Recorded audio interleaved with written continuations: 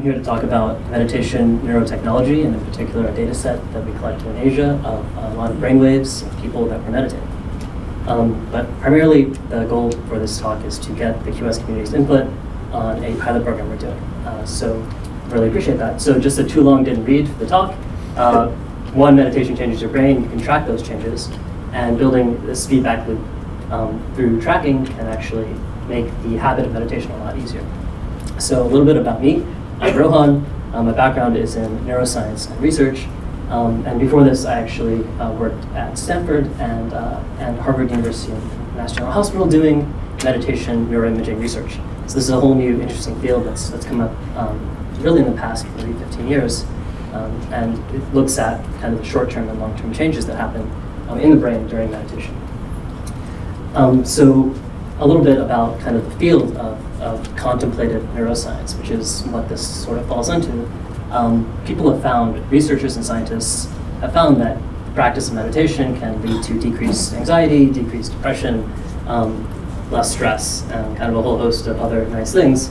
But what we did at Harvard was to show that it actually changes your brain, and other people have shown this elsewhere in Wisconsin and other research labs. And it changes your brain in as little as 8 weeks with just 30 minutes of meditation a day in areas of the brain associated with empathy and executive attention. So these are interesting things that we can kind of play with. In 2009, a whole host of kind of consumer EEG devices were released. So the possibility of taking all of this research that was happening in the lab about meditation and mindfulness and bringing it out there was suddenly a possibility. And I thought to myself, it might be possible to actually build myself a tool to help teach my own not very mindful mind how to meditate. So I actually had heard that there were these monks and meditation masters that lived in the mountains of the Himalayas in Asia, and I got it into my head somehow that I could train this device based on their brainwaves. So I quit my job, I bought a bunch of EEG equipment, put it in my backpack with a laptop, and hiked through the Himalayas for like almost 9 months, going from ashram to ashram, monastery to monastery, putting this device on these monks' heads and recording their brainwaves during the meditation. So this is a snapshot of some of the monks that we looked at. And these are really interesting people, and really owe a huge debt of gratitude to them. They were very game to put on this weird device and meditate for us. So this is how the data kind of looked. Essentially, we had them do a resting period before their meditation, which was just 5 minutes of kind of eyes closed, no meditation at all, and then 15 minutes of meditation. And as you can see, there were a lot of different types of meditation that we studied. So it actually turns out that different types of meditation have different signatures in the brainwave profiles. So that's something that we tried to take into account to build a more robust and generalizable tool. And as you can see, we kind of traveled all over the place. So there were almost 10 different sites that we went to. The way that the data looks, essentially at every second, we took a snapshot of a bunch of different frequencies in the brain.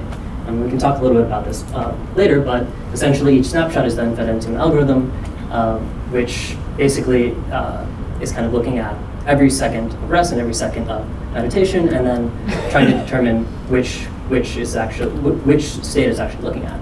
And it does that by looking at these 8 commonly studied brainwave frequencies. Delta, which is seen in deep sleep a lot, gamma, which is associated with conscious perception and other interesting things. And the way the classification actually works, so this is machine learning, and which is a really cool tool that a lot of us QSers are using now. We use a support vector machine, which is great for nonlinear data, like brain data. And we actually got a really good result from this data set about monks. So it turns out that using an SVM, a support vector machine classification approach, we could get 76% accuracy of the algorithm detecting whether that second-to-second snapshot is meditation or rest. And this is a histogram from a paper that we published looking at some of this data. That's a link if you guys want to check out a little bit more about the methodology and so forth. But essentially, this is pretty good. In some cases, with some of the monks, we were above 90% accuracy on a second-to-second basis, which is awesome and really exciting. So the question was kind of what can we do with this tool? We can in real time detect roughly, right, whether someone is meditating or not using a simple single sensor EEG device, which is pretty cheap, and stream it to the phone and kind of plug it into a backend on a web platform. And the first thing that kind of comes to mind, of course, if you're doing habit change, is feedback. So with meditation, you really want to give the right amount of feedback. It's a tricky thing. You don't want to distract the person who's actually doing the meditation. So one way to do feedback in a meditation app is to say, okay, if we detect you're out of the state of meditation for, I don't know, 5-6 seconds, we can give you an audio feedback cue. Another simple way to do it is to just give you a tracking score at every session you use, similar to the Zio. Kind of like every night you go to sleep, you get a score. You can do a similar thing here and just build up very simple feedback loop that way. So as I said, the primary purpose of showing this to all of you is really to get the QS community's input in this local pilot program that we're doing. This summer, you can sign up at brainbot.me with this access code QS Berkeley. And we'd really appreciate kind of your input into how to really structure this pilot program. So essentially, we would like to answer a couple questions, and maybe this is a first pass of what we want to look at. One is, does simply gathering like trends like the Zio offer advantages in terms of habit formation and kind of the subjective understanding of how deep and efficacious meditative practice actually is. This varies from person to person.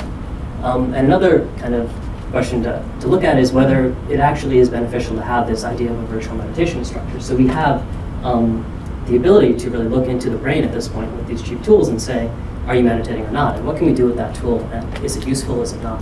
And how can we kind of structure something to test whether that's true? And the last thing I'll leave you with is just this idea that if we collect this really huge brainwave database of meditation, are there things that we can kind of gain from that data that we wouldn't be able to do with the smaller data sets that have been seen in academic research up to this point? So it's an exciting time, and hopefully there are applications that we'll be able to come to with input from you guys. So that's it. Thank you. We're looking for hackers and all kinds of folks to help us out. And again, if you're interested in testing this out, there is a website that you can sign up, brainbot.me, with the code QS Berkeley, and we really appreciate it. Thank you.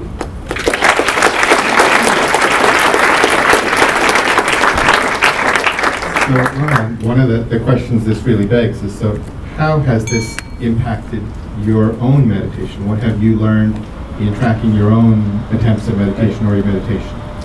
Yeah, it's a good question. And it's actually a little ironic. So this started off as a personal project, and then last year some friends and I decided to try to turn this into an app that other people could use too.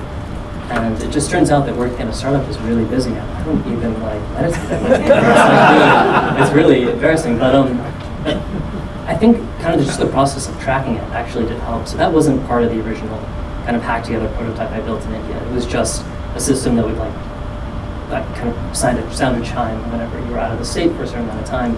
But just a simple act of really tracking, I meditated today for X amount of time, and then kind of over the course of weeks and months, really developed a feedback loop, which enabled me to steepen my practice a little bit. But again, maybe not the most example of that. Yeah. Okay, so I'm going to let's push ahead with this line of questioning, because it's great, as you know, because we've talked at Boston Meetup. I'm super interested in tracking meditation and what effects it can have. And it seems like you did do an N-of-1 experiment, in the sense that you're a meditator. In fact, you took an extreme step of going to meet a bunch of practice meditators. You created a system to track your meditation, and your meditation stopped. So I'm just wondering if that's just as purely coincidental, or whether you actually have discovered something, maybe about, you have a result, and maybe just reflect on that a little bit. Yeah. I mean, that's a good point.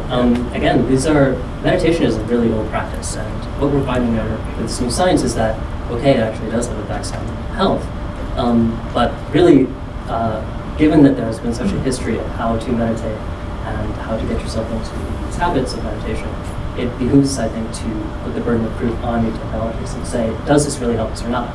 And I think that is really the purpose of this pilot. So it's an exciting, what we have here is something cool. Like, we can detect meditation. I guess what I'm asking is, I would like to help, because I would love to have this work, but I'm a little scared to help, because as a meditator, I'm looking at another meditator and I'm saying, boy, he stopped meditating, And I'm like, I don't want to stop meditating. I want to keep meditating. You know, Right, so I guess- I'm a little scared of your project. I'm being a little facetious. I still do meditate pretty regularly, but it's definitely, I think, less than I did when I was in India. And that's just, I guess, a factor of habit. Right. You know? But do you wear the thing when you meditate? I do, yeah. And do you learn anything? Like, what have you? This would be great because, like, to inspire us to participate. Right. This would really help to kind of get a sense that something really mattered. It's true. I think really we're at the stage where we don't know if this is going to happen or not. What we have right now is a tool that can detect when you're meditating or not. And that affords all kinds of possibilities for feedback. But the question is, what is the right kind of feedback? Does a certain type of feedback work for maybe me, but not work for you? In the limited amount of places that we've shown this app thus far, experienced meditators seem to not really prefer this kind of automatic feedback, like having the virtual instructor that sort of guides you back and you lose your attention, and look for more post-op. But I think it's too premature to really say. Yeah, I guess that's the best answer I have for you right now. Robin? So, how many months did you and so how many times? Right, so this data is 31 long-term meditators. So you said it was like 4, 55 this practice? Yeah, 4 or 5 different types of meditation. Right. It's interesting. So some of that data we haven't really dug into, but the way that we structured this, this kind of app and the data analysis that we showed is really on an individual person-to-person basis. So there are obviously some commonalities between, say, so if I'm doing insight meditation and you're doing insight meditation, there will be some commonalities in our brainwave profiles. But given that maybe you've done it for 10 years and I've just started 2 weeks ago, it may be difficult to draw a direct parallel between my brainwave signature and yours. So the way that we analyzed this data was to do a personal classifier for every single person individually. So the data that you were seeing, that histogram, is actually sort of a personalized classifier for each individual monk in this case, but the person more generally. So I still have 2 problems. One is what was if you're doing it within a person, how do you know whether it's or not? Right. And the second part is, did you ask these monks what they thought was appropriate to practice meditation? Yeah, I did. Sure, just to repeat the question. So the second half of that was, did you ask these monks who put this headset on what they thought of this kind of crazy technology? And Well, actually, not just the technology, this approach to learning meditation. right. So I actually did ask some of the monks.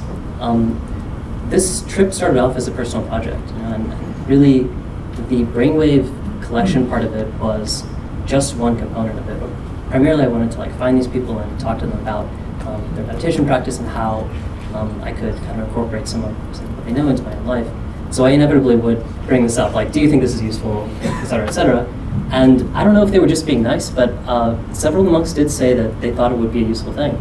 And this might be a factor of starting off in Dharamsala, which is where the Dalai Lama lives, and the Dalai Lama has this whole thing now with meditation and neuroscience, and a lot of the monks have already been involved in this, so they're familiar with this idea, and it's an accepted part of the way that meditation is viewed in the modern world. But I don't know if that really reflects how they feel, or if they would be willing to, say, have all of their new monks put on a headset and track them through their 12-year program. I don't know. Take another question. Yes. This is an invidious question. Which one was best?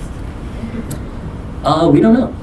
We don't know. So what this is looking at is strictly kind of at what level of accuracy can we determine whether this is meditation or rest. And I think best is going to be totally subjective. Ultimately, we run into this very weird gray zone where we're, the purpose of meditation is first and foremost an internal basis, right? So to put an objective measure on it, immediately we're setting ourselves up for potential conflict. So it's important to understand, where we're coming from, and so I don't think that there is a best type of meditation. It probably varies from person to person. So let's continue the conversation when we get back to the social time. And thanks, Rohan, for